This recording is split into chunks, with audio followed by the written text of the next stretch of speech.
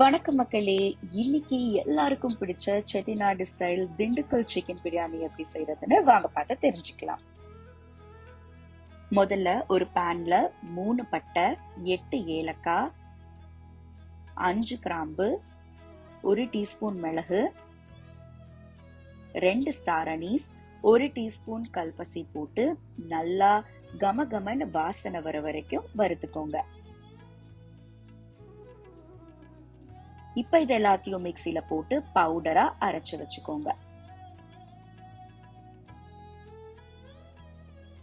மறுபடியும் மிக்சில 35 கிராம் பூண்டு, 35 கிராம் இஞ்சி போட்டு நல்லா பேஸ்டா அரைச்சு எடுத்துக்கோங்க.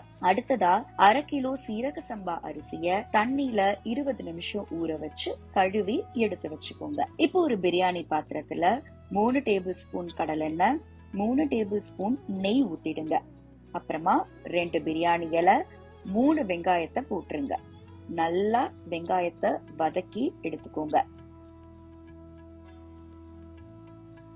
அப்புறமா 2 பச்சை மிளகாய் சேர்த்து வதக்குங்க. 1/2 கப் கொத்தமல்லியும் புதினாவும் சேர்த்து நல்லா வதக்கிக்கோங்க. இப்போ நாம அரைச்ச இஞ்சி பூண்டு பேஸ்ட சேர்த்துடுங்க. மறுபடியும் நல்லா வதக்கிடுங்க.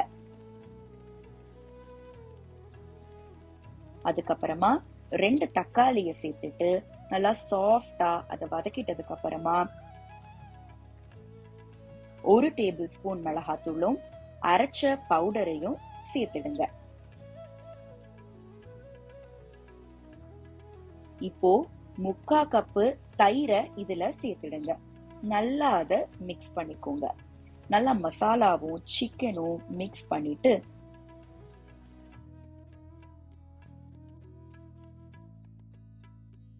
ஒரு டேபிள் ஸ்பூன் உப்பு சேர்த்து மிக்ஸ் பண்ணிட்டு மூடி போட்டு மீடியம் ஃப்ளேம்ல 10 நிமிஷம் சிக்கனை வேக விடுங்க.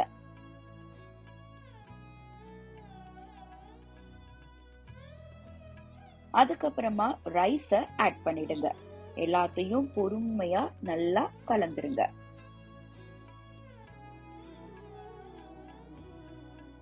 இப்போ 3/4 லிட்டர் தண்ணி ஊத்திட்டு 1/2 லெமனை பிழிஞ்சிட்டு நல்லா மிக்ஸ் பண்ணிட்டு கொதிக்க விடுங்க.